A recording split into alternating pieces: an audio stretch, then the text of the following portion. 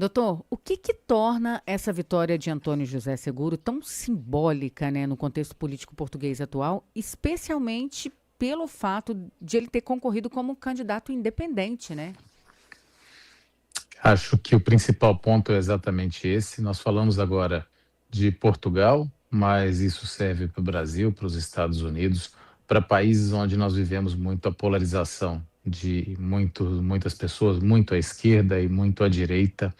E me parece que em Portugal o que nós pudemos presenciar agora foi um momento muito histórico, onde um candidato independente, ele foi candidato, começou uma guerra de uma pessoa sozinha, uma candidatura de uma pessoa sozinha, sem nenhuma máquina partidária por trás, pelo contrário, e foi agregando votos, apesar de ter sido já no passado um dirigente de centro-esquerda, foi agregando votos e quando foi para a disputa em segundo turno contra o candidato de extrema direita, ele conseguiu unir em torno do seu nome figuras tradicionais da esquerda e da direita em favor de uma candidatura que passou a ser uma candidatura da democracia.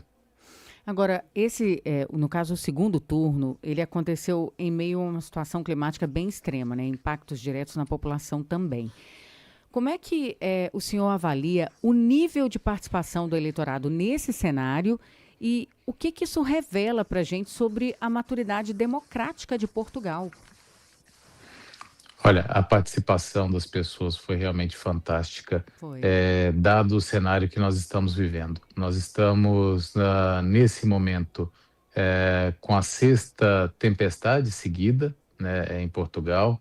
Nós acabamos de sair de uma série de cinco e estamos na sexta. Eles chamam aqui de o Nossa. comboio, que é como chamamos o trem, né? Um comboio de tempestades que vem atingindo Portugal nos 2 últimos meses. E as pessoas, muitas delas, nós tivemos relatos de pessoas saindo de casa para votar de barco, Nossa. numa situação totalmente fora do comum, mas que as pessoas sentiram a necessidade de ir às urnas e prestar ali exercer o seu direito e dever do voto para a manutenção da democracia. É muito interessante ver isso. Isso que é a valorização mesmo do voto, né? Agora, a campanha de seguro, ela foi descrita como um contra todos, pelo menos é o que, né, a imprensa, os jornais falavam. Mas ela acabou reunindo apoio também de diferentes espectros políticos. Esse movimento, ele indica aí um esgotamento de dinâmicas partidárias tradicionais? Eu acho que é muito nesse sentido mesmo, de quando se há uma opção fora dos extremos, a gente vê que as pessoas e o cidadão comum como nós, nós não estamos assim tão ligados a essa questão das extremas, como a própria política nos tem no dia a dia, né?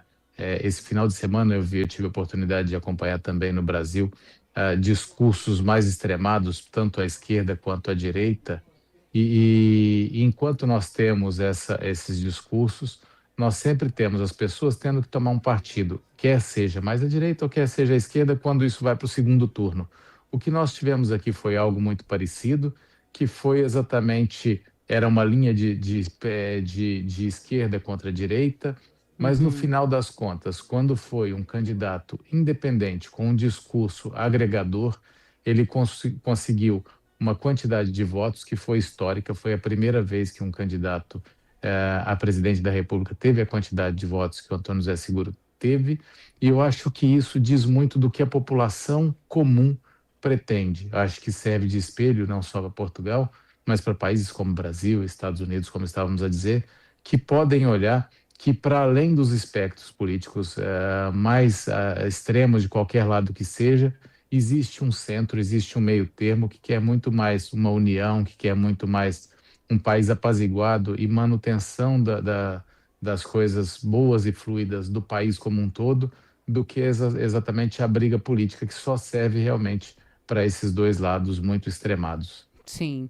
Agora, por outro lado, né, doutor Wilson, o oponente ele manteve uma votação expressiva, mas com crescimento limitado. Esse resultado, ele aponta para um possível teto eleitoral de forças mais radicalizadas nessas disputas nacionais? Bom, essa também é outra análise que merece um estudo muito interessante. O partido Chega, que é o partido de extrema esquerda, extrema direita, e principalmente a figura do seu presidente, do André Ventura, tem um eleitorado já consolidado, ali Uhum, na casa de 1.400.000 votos, quando o candidato é o André Ventura. uhum. Quando nós fomos para as eleições municipais, esse partido perde muito já em consideração de votos. Mas quando o candidato é o André Ventura, ele tem esse teto ali de mais ou menos 1.400.000 votos.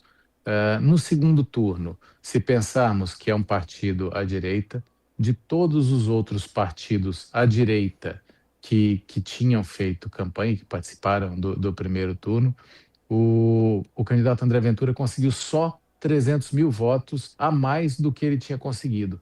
É muito pouco, indica realmente que eles têm uma limitação natural, até por conta desse discurso mais extremado, né?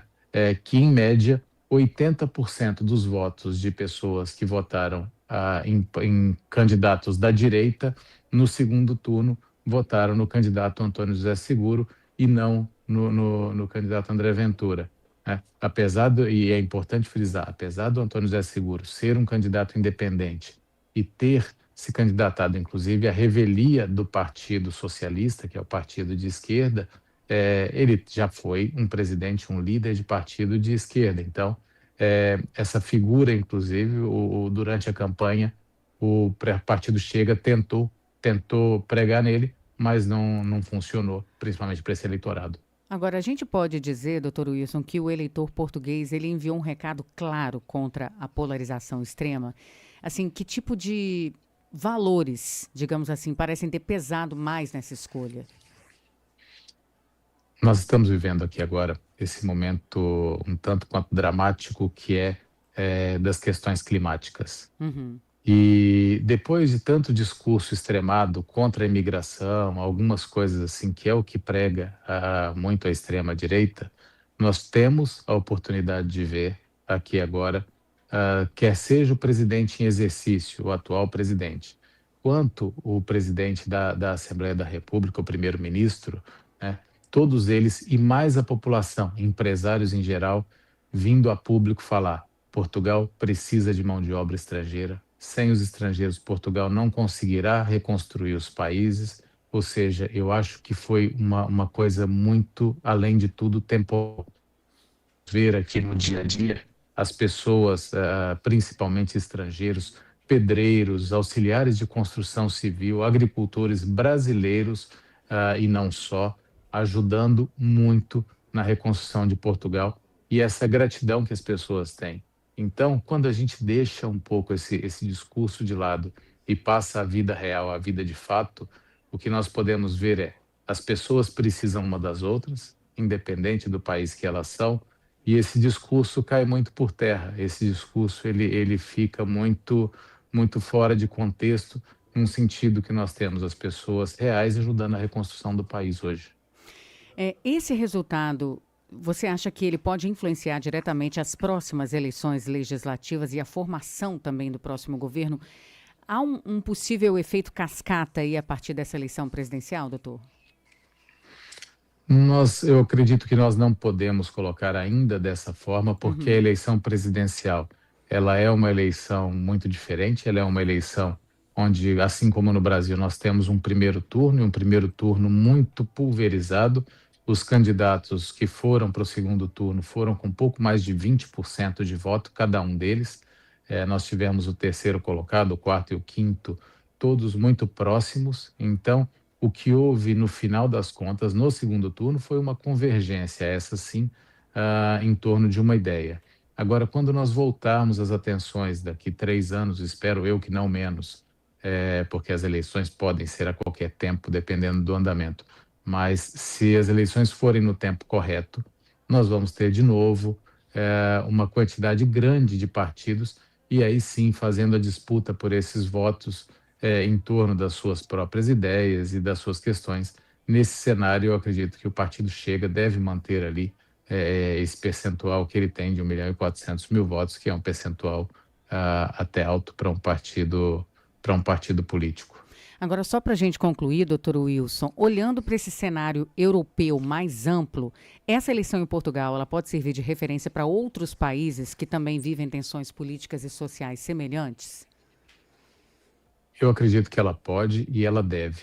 Alguns países, como a Itália, por exemplo, que começaram que tem hoje uma presidência mais à extrema direita e tinha um discurso contra a imigração, contra a nacionalidade, poucos meses depois de fazer leis muito duras que foram no sentido de barrar a nacionalidade italiana, por exemplo, eles agora já refizeram todo esse passo, porque também já viram que não conseguem viver sem a mão de obra. O Uhum. que me parece nós temos agora que ter maturidade, os países europeus precisam ter maturidade para fazer, sim, uma entrada controlada de pessoas. Não controlada no sentido de restringir determinadas profissões ou determinadas funções, mas controlada no sentido de saber quem entra, de fazer recolha facial, de fazer recolha documental, para que realmente possa fazer um controle fronteiriço, mas sem discurso de fechamento de porta,